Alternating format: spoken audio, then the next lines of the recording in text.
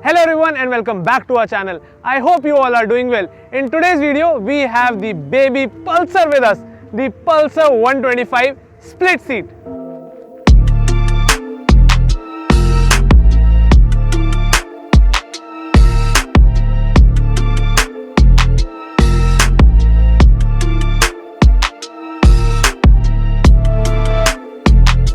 So as you all know, Pulsar is a well-known brand in India. Well, it is by Bajaj, but then Pulsar has its own standout and own fan following. So here we are with the Pulsar 125.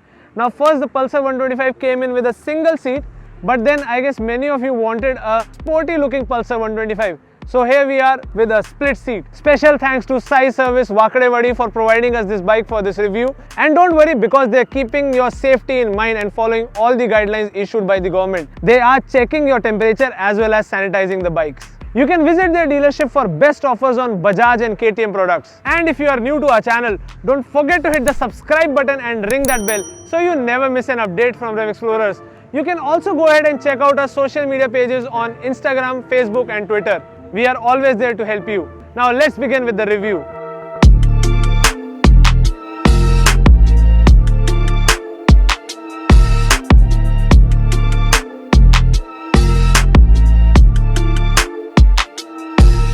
The Pulsar 125 has been a hit in the Indian market because it has a small 125cc engine, but it looks just like the other Pulsars.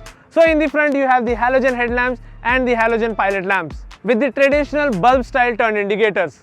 Along with that are the telescopic front forks and a 80/100 section MRF zapper tire mounted on a 17-inch black coated alloy wheel. So whether it is the Pulsar 125 or the 220, all of them get alloy wheels. Now as this bike has a 125cc engine, it gets a combi braking system, and this variant gets a 240mm disc brake in the front. You can also opt for a drum variant, which is much more cheaper than this one, and we'll talk about the braking in the right section of this review.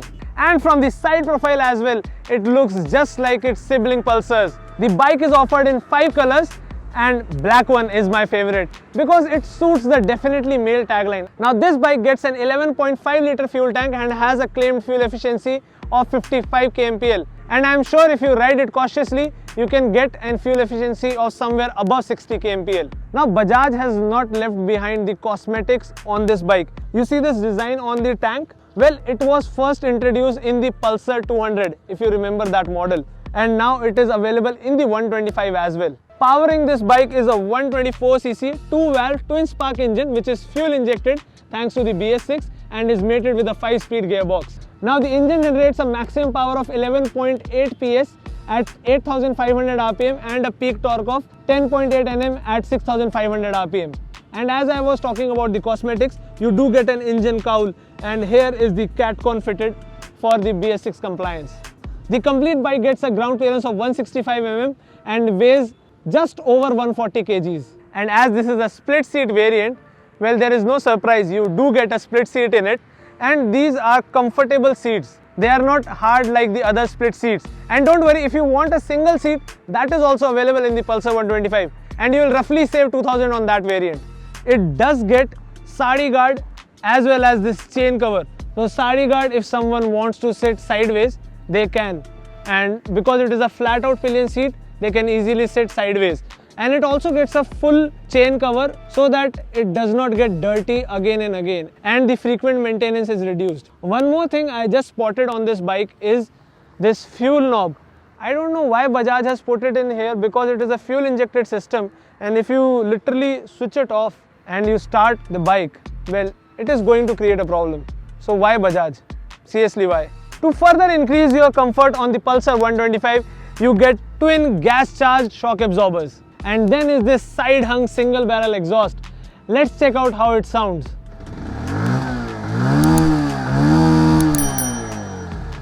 In the rear, you do not get a disc brake, you do get a drum brake which has a 130mm diameter. Along with that is a 100/90 section MRF zapper tire mounted on a 17-inch alloy wheel. And when you move to its rear, you see the same LED tail light and the bulb style turn indicators, just like the other Pulsar siblings. Now let's hop onto the saddle and check out the instrument cluster.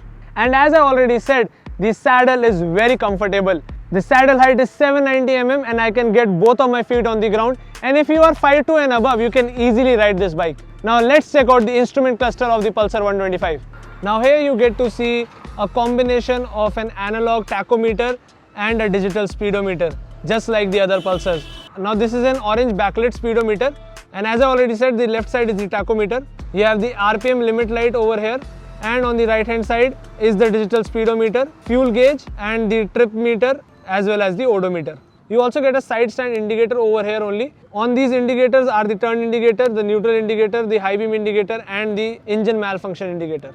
Now coming to the handlebars, on the right hand side you have the kill switch and the self start switch, and on the left hand side is the pass switch, the headlight control, the turn indicator control and the horn.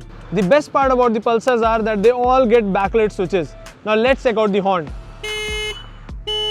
It is a very loud single tone horn. It's time for us to take this 125 on the Pune city roads and check out how it performs. But before you go on a ride, don't forget to wear your helmet and follow all road safety rules.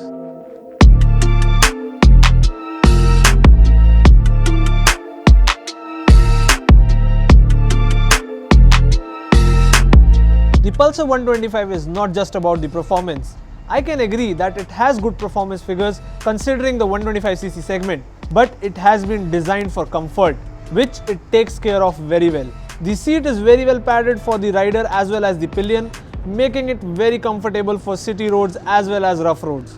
You get the same wide handlebar for good leverage in terms of handling and the rear set foot pegs, making the riding posture slightly sporty.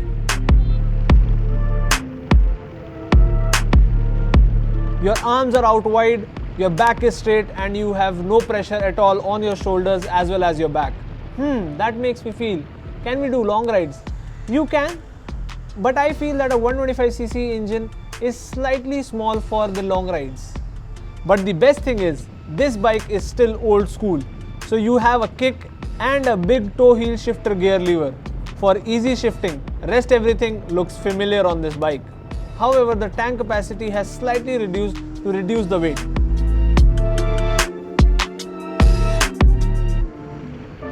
This motorcycle has an engine I have never seen before. Now it is not the same engine from Discover 125 and neither it is the Duke 125's engine. This is a downsized version of the Pulsar 150's engine. So that means it has power unlike the other 125cc motorcycles, which might have good initial pickup, but they flat out after that. This bike keeps on pulling till the red line, and because it is the downsized engine of Pulsar 150, it also gets a counterbalancer, making it a very smooth bike, no vibrations at all. You might feel slight buzziness in the top rev range, but that's very normal. This is a rev happy motor, and now with the BS6 compliance it has become super refined, making it a good option in the 125cc segment.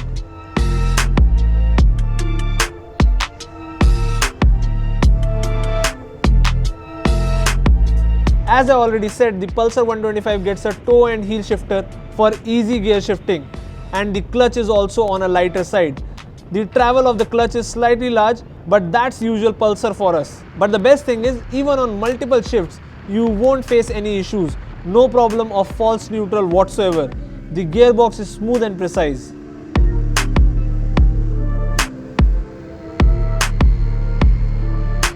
As it is a 125cc motorcycle, it gets combi brakes.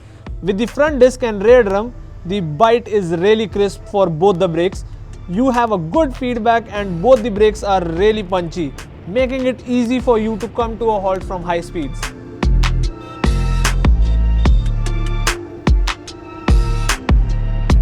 The suspension on this bike are softly sprung for greater comfort, and they offer it as well.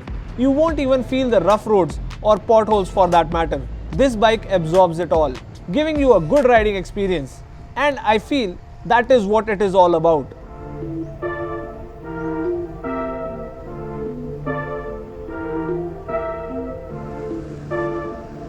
Being a part of this 125cc segment, the only thing I feel is a little too much for this bike is its weight. Bajaj has done everything to cut it down, but still it is significantly higher than the other 125cc commuters. This is a good bike with its styling, looks and good economy, but if I speak my mind out, you can put 10,000 more and go for the Pulsar 150 to get better performance figures. And we have got you covered because we have already reviewed it for you. So just click on the iCard on the screen right now. And same is the case for the Duke 125 as well as the MT15. So go check them out after this video. Our ride with the Pulsar 125 has come to an end, and all I can say in the end is it is a decent commuter bike with the sporty feel of the Pulsars. You might feel slight buzziness in the top rev range, but then it's absolutely fine because obviously you are going to use it mostly in the cities, and in cities no one touches end to end. I mean, you should not, because it is meant for giving you good fuel efficiency, and if you do end to end, it is not going to do that. And if you like this Pulsar 125, you can get it too, starting from 72,000 ex-showroom Pune. The 72,000 variant is a dual drum brake variant with a single seat, and this variant that we have with us is a split seat variant with disc brake. So it is 80,000 ex-showroom. With that said, our review has come to an end. I hope you did like this video and you have given it a thumbs up. And if you are new to the channel, don't forget to hit the subscribe button and ring that bell so you never miss an update from Rev Explorers. You can also go ahead and check out our Instagram, Facebook and Twitter pages. We would love to have a chat with you. And last but not the least, if you still have any doubts or any queries, just leave it in the comment section below, or you can get hold of us on the social media pages. We'll see you again in the next video. Till that time, stay home and stay safe. Bye bye.